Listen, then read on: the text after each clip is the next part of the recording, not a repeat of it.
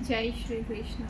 सभी संत महंत और श्री कृष्ण महाराज जी के प्रेमी भक्तों को हमारा सादर दंडवत प्रणाम। जय श्री कृष्ण। कृष्ण भक्ति, कृष्ण भक्ति क्यों करनी चाहिए, या हम ये कह लेते हैं कि 5 अवतारों की भक्ति क्यों करनी चाहिए जो हमारे पंथ से बिलोंग करते हैं, जैसे कि श्री दत्तात्रेय महाराज जी, श्री चक्रपाणी महाराज जी, श्री गोविंद प्रभु महाराज जी और हमारे स्वर्गीय श्री चक्रधर स्वामी महाराज जी। तो हर अवतार ने हमें कुछ ना कुछ लीला कर कर और उस लीला के माध्यम से हम मनुष्यों को कुछ सिखाने का वो अवतार प्रयास करते हैं। प्रयास यानी कि हम ये कहेंगे कि पहले सारे अवतारों ने हमें कुछ सिखाया है। हर लीला से हमें कुछ सीखने को प्राप्त होता है। जैसे कि स्वर्गीय श्री चक्रधर स्वामी महाराज जी ने गांव-गांव जाकर एक स्थान पर जाकर अपना संबंध दिया। संबंध देकर हमें ये बताया कि उनके जाने के पश्चात हमें उस संबंधों का पूजा अवसर करना चाहिए, वह वहाँ पे ध्यान करना चाहिए, स्मरण करना चाहिए। हमारे जी का, श्री चक्रधर स्वामी महाराज जी का बैठकर स्मरण करना चाहिए। अब ये सारी विधि परमात्मा ने बतलाई हुई है और ये बतलाते हुए परमात्मा हमें ये कहना चाहते हैं कि अगर हमें नरकों से बचना है, अगर हमें कष्टों से बचना है, तो वह एकमात्र स्मरण, दास्य सेवा, मार्गों की सेवा, यही रास्ता है जो हमें नरकों से बचा सकता है और दुखों से बचा सकता है। कई मनुष्य इस प्रकार आते हैं और कहते हैं कि हर प्रतिदिन कोई ना कोई घटना ऐसी घटती है कि घर में हर जगह, मतलब कहीं ना कहीं किसी ना किसी कारण से उनके मन को, उनके बुद्धि को, उनके शारीरिक पीड़ा मिलती है, किसी को मानसिक पीड़ा प्राप्त होती है। वह ये सारी चीज़ें क्यों प्राप्त होती हैं? अब इसका विश्लेषण ये है कि किसी व्यक्ति को अगर दुख ने घेर लिया है और अगर किसी व्यक्ति को दुख ने बहुत सारा घेर लिया है, तो वह क्या करता है? पीरों के पास जाता है, दरगाह में जाता है, कई तांत्रिकों के पास लोग चले जाते हैं, उनको परंतु गलत रास्ते पे चले जाते हैं। उनके पास सच्चा गुरु नहीं होता है। उनको मार्ग दिखाने के लिए, उनको मार्गदर्शन कराने के लिए मैं एक सच्ची गुरु होना हमारे जीवन में बहुत सारा आवश्यक है, परंतु गुरु एक अच्छा और सच्चा नेक गुरु होना चाहिए। तो कहते हैं कि एक गुरु ऐसा होता है जो एक अंधकार से प्रकाश की ओर ले जाता है। वह श्री दत्तात्रेय महाराज जी को मैं अपने गुरु मानती हूँ और दत्त बाबा जी से, श्री दत्त बाबा जी से हमने बहुत कुछ सीखने को प्राप्त होता है कि भगवान जी ने खुद 24 गुरुओं को मानकर और हमें ये बतलाया हुआ है कि परमात्मा ने पृथ्वी से कुछ सीखा है, परमात्मा ने अजगर से कुछ सीखा है, परमात्मा ने मकड़ी से भी कुछ सीखा है। मतलब किसी भी जीव जंतु से और प्रकृति के जितने भी चीज़ें हैं, उन सारी चीज़ों से श्री दत्त बाबा जी ने कुछ ना कुछ शिक्षा प्राप्त की है और कुछ ना कुछ शिक्षा प्राप्त कर कर वे परमात्मा हमें ये बताने का प्रयास करते हैं कि अगर किसी से भी कोई भी शिक्षा आपको प्राप्त हो रही है, वह एक छोटे से बालक से आपको कोई शिक्षा प्राप्त हो रही है या एक हमारे अन्य धर्म के लोगों से भी हमें कोई शिक्षा प्राप्त हो रही है, तो अगर जहाँ एक अच्छी सी शिक्षा हमें प्राप्त होती है तो उनको हाथ जोड़कर नतमस्तक होकर उनकी शिक्षा को हमें सुनने का प्रयास करना चाहिए और सुनकर अपने जीवन में अमल करने का भी प्रयास करना चाहिए। ये नहीं कि हमने सुन लिया और उस शिक्षा को हमने ऐसे कोरे कागज में लिख कर और उसको कोरे कागज को ऐसे नदी में बहा दिया। तो इससे क्या होगा, जैसे कि हमारा जीवन है, अगर रास्ते में कोई अड़चन आ रही है या हम ये कह लेते हैं कि हम परमात्मा के पास जाने का कुछ प्रयास करने की कोशिश करते हैं और रास्ते में अगर कोई कंकर आ जाते हैं या रास्ते में कोई एक अड़चन आ जाती है और हम वहाँ अटक जाते हैं, तो वहाँ से हम कैसे निकल पाएंगे।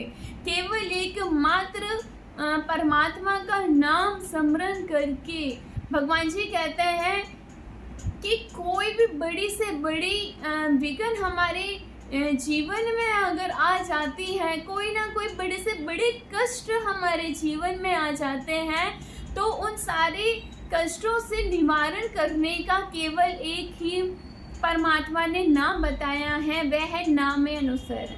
आप नाम लीजिए। परमात्मा ने हमें कितनी छूट दे रखी है कि चलते फिरते उठते बैठते निद्रा करते समय भोजन इत्यादि करते समय स्नान करते समय कोई भी व्यवहारिक कार्य आप संसार में कर रहे हैं, कुछ भी A to Z जितना भी हम प्रतिदिन का कार्य करते हैं उसमें हमारे श्री चक्रधर स्वामी महाराज जी ने हमें आज्ञा प्रदान की है कि हे भक्त, तू चलता फिरता उठता बैठता जहाँ भी जिस भी परिस्थिति में तू अभी है, हर समय मुख पर मेरा नाम होना चाहिए। वैसे ही परमात्मा का नाम हमारे मुख पर होने से क्या होता है, जाने अनजाने में हमसे कोई गलती हो जाती है, चलते चलते हमें कोई चोट आ जाती है, तो चोट को ज़्यादा परमात्मा बढ़ने नहीं देते, बहुत रक्षा परमात्मा कर लेते हैं। इसलिए परमात्मा का नाम लेना बहुत आवश्यक है। हर समय अगर आप किसी भी ध्यान में है, जैसे पलक कितनी बार प्रतिदिन में कितनी बार हमारी सांसें चल रही हैं, पलक झपक रही हैं, तो हर सांस में परमात्मा का नाम होना चाहिए और हमारे ध्यान में परमात्मा की लीला होनी चाहिए और हमारे मन में परमात्मा के प्रति प्रेम होना चाहिए। भी कैसा प्रेम चाहिए परमात्मा को? निस्वार्थ प्रेम। निस्वार्थ प्रेम जब हम परमात्मा से करते हैं तो वो परमात्मा भी हमें प्रेम करते हैं। अगर स्वार्थ हेतु प्रेम कोई व्यक्ति परमात्मा से करने की कोशिश करेगा तो उसका प्रेम परमात्मा स्वीकार नहीं करेंगे, कदापि नहीं करेंगे। वह क्यों नहीं करेंगे? अगर आपको कोई पता चल जाता है किसी रिलेशन में कोई सेल्फिश है और आप वो रिलेशन बहुत अच्छे से निभा रहे हैं, आपका उसके प्रति पूरा समर्पण है और वो व्यक्ति आपसे एक स्वार्थ के भाव से आपके साथ रिश्ते में बंधा हुआ है, तो आपके मन को कितनी पीड़ा होगी, आपके मन को कितना दुख होगा। तो वो ही परमात्मा को होता है। अगर हम मंदिर में जाकर घंटियां बजाकर इतनी पूजा करते हैं और मन में हमारे परमात्मा के प्रति कोई निस्वार्थ प्रेम नहीं है, स्वार्थ हेतु ही प्रेम है, तो उस परमात्मा को वो जो घट की जानने वाले हमारे श्री चक्रधर स्वामी राया को कितनी पीड़ा होगी कि जब भी मेरे सामने उपस्थित होता है ये व्यक्ति, कोई ना कोई संसार की बात लेकर मेरे सामने उपस्थित होता है और यही कहता है, प्रभु मेरा ये काम बन जाए, मेरा ये बिगड़ी हुई चीज़ ठीक हो जाए। तो वह हमेशा संसारिक चीज़ों को लेकर ही और संसार के लिए ही मांगने के लिए मेरे सामने उपस्थित होता है। तो वो परमात्मा को कितनी पीड़ा होती होगी, क्योंकि अगर एक माता पिता ने एक बालक को जन्म दिया है, हम एक छोटा सा उदाहरण आपके समक्ष रख रहे हैं, और वो ही बालक बड़ा होकर हर चीज़ में एक स्वार्थ हेतु कोई कार्य कर रहा है, माता पिता को माता पिता नहीं मानता है, हर काम में स्वार्थ है, तो हर एक माता पिता को भी तकलीफ होगी कि क्या कुछ नहीं किया इसके लिए हमने सारा जीवन। तो वो पर भरा परमेश्वर परमात्मा भी कहीं ना कहीं निराश होता है, कहीं ना कहीं दुख होता है वह परमात्मा को, क्योंकि हमें इस संसार में लाने वाले परमात्मा है, हमें ज्ञान देने वाले भी परमात्मा हैं, हमें बुद्धि देने वाले भी परमात्मा। हर सांस में परमात्मा का ध्यान होना चाहिए और हमारे मन में परमात्मा के प्रति शुद्ध भाव और शुद्ध प्रेम होना चाहिए। शुद्ध प्रेम कैसा प्रेम कि बस आंखें बंद कर कर हमें परमात्मा के सिवा और कोई संसार में दिखे ही ना, और जो भी दिखे उसके अंदर भी हमें परमात्मा ही दिखे, हर व्यक्ति में परमात्मा दिखे, हर जीव में परमात्मा दिखे, हर पशु पक्षी में भी परमात्मा दिखे, कण कण में परमात्मा दिखे। ऐसी भक्ति परमात्मा को चाहिए। क्या आप और हम ऐसी भक्ति करने के योग्य हैं? मैं तो यही कहूँगी हम नहीं हैं। और हम नहीं किस लिए है कि हम वैसी भक्ति करने का प्रयास नहीं करते। जिस दिन हमारे मन में हमने ये विचार कर लिया कि सिर्फ परमात्मा से ही प्रेम किया जाए और हर इंसान में परमात्मा को देखा जाए और हर इंसान से प्रेम करना चाहिए, उनके अंदर एक परमात्मा का स्वरूप देखना चाहिए कि हर इंसान के अंदर परमात्मा है, और सबको हाथ जोड़कर मस्तक झुकाकर उनको नमन कर कर परमात्मा की चर्चा करनी चाहिए, परमात्मा को लेकर जिज्ञासा करनी चाहिए। तो इससे क्या होता है, जहाँ जहाँ पर हम परमात्मा का नाम लेते हैं और जहाँ जहाँ परमात्मा की भक्ति होती है, सत्संग होता है, उस समय परमात्मा हमसे दूर नहीं है। कौन कहता है कि परमात्मा हमसे दूर है? हमें बुलाना ही नहीं आता। कौन कहता है कि परमात्मा आते नहीं है? शायद हमें बुलाना नहीं आता। तो इसलिए परमात्मा से अगर प्रेम करना है तो ऐसे ही करना जैसे यशोदा मैया ने श्री कृष्ण महाराज जी से किया था, अपने लल्ला से किया था, गोपियों ने कृष्ण से किया था, मीरा जी ने अपने सखा से किया था। इस प्रकार का प्रेम श्री कृष्ण महाराज जी को अनंत प्रसन्न होते हैं ऐसे प्रेम से। तो हम ज़्यादा समय ना लेते हुए हम अपने शब्दों को यहाँ पे विराम देना चाहेंगे और अंत में यही कहना चाहेंगे कि जीवन की घड़ियाँ बहुत छोटी सी हैं। कब किस पल किस वक्त क्या हो जाए ये हम कह नहीं सकते। एक छोटी सी ज़िंदगी है, इसको तो हम हंसते खेलते व्यतीत कर ही सकते हैं, अपनों के साथ, भक्तों के साथ, संतों के साथ, परमात्मा के साथ। तो इसलिए अगर जीवन में खुश रहना है, जीवन में प्रसन्न रहना है, शांति चाहिए, आनंद चाहिए, सुख चाहिए, समृद्धि चाहिए, तो वो कैसे प्राप्त होगा? कबीर बनना पड़ेगा, मीरा बनना पड़ेगा, जो हम बन ही नहीं सकते। और हम ये सोचते हैं कि वैसी भक्ति हम कर नहीं सकते, और ये सत्य भी है कि हम ऐसी भक्ति करने के योग्य अभी हम बन नहीं पाए हैं। तो हमारे अंदर बहुत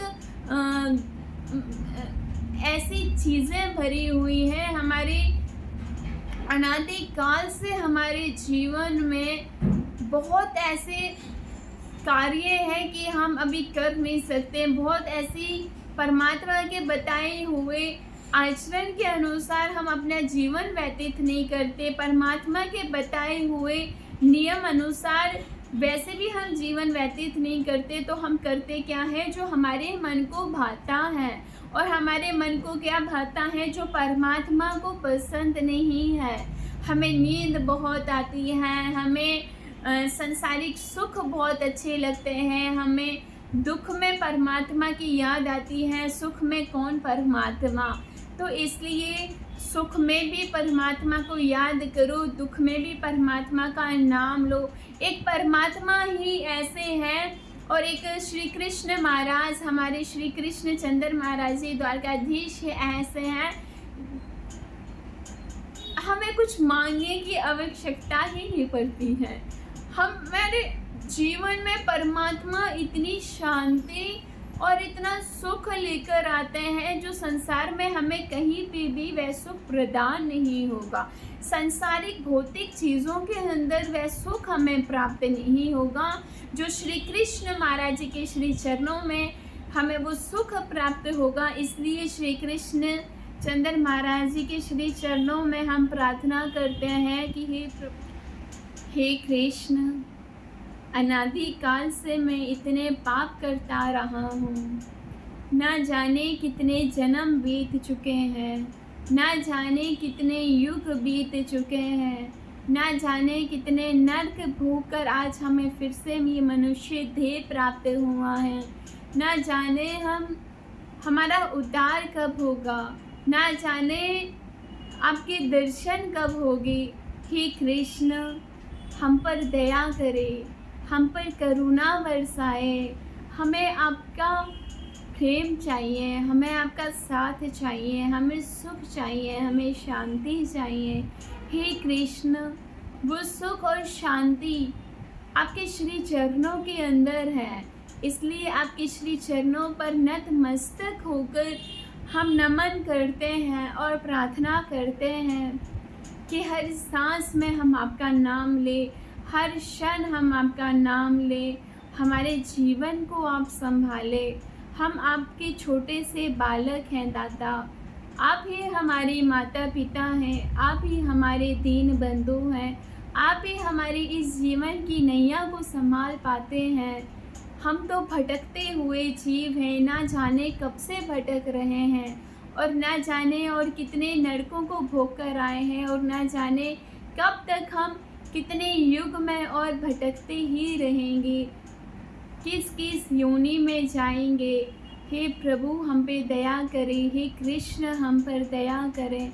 ऐसी प्रार्थना प्रतिदिन परमात्मा से करिए और ऐसी प्रार्थना कर कर नतमस्तक झुकाकर परमात्मा के सामने प्रायश्चित करें कि मैं बहुत दोषों से भरा हूँ, मेरे अंदर बहुत सारे दोष भरे हुए हैं।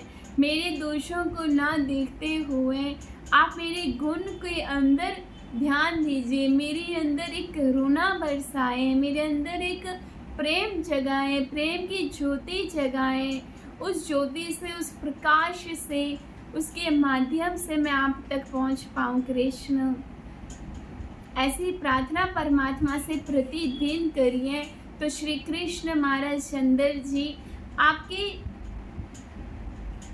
हमारे जीवन को संभालेंगे। ज़्यादा समय ना लेते हुए हम अपने शब्दों को यहाँ पे विराम देना चाहेंगे। सभी संत मंद और श्री कृष्ण महाराज जी के प्रेमी भक्तों को हमारा सादर दंडवत प्रणाम। जय श्री कृष्ण।